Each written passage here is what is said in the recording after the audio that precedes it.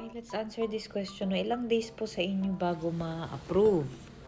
Actually, sa PNB medyo matagal nga yata itong na-approve. Ito yung question niya to regarding my PNB credit card. So, mga medyo ano din siya, mga 3 weeks, I guess. Parang ganyan.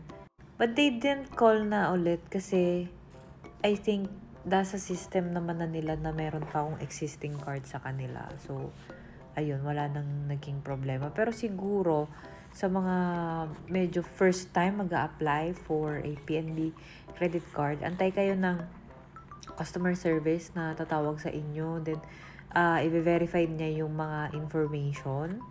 Pero alamin nyo din, tansyahin nyo din kung legit ba. Mamaya niloloko lang kayo. Kasi normally, they would call naman on a working hour. Window naman niya ng working hour sila tatawag. So, yun. Ako, iniingatan ko magsabi ng word na YES. Sometimes kapag may tinatanong sa akin, sinasabi ko na lang na correct, tama, ganun.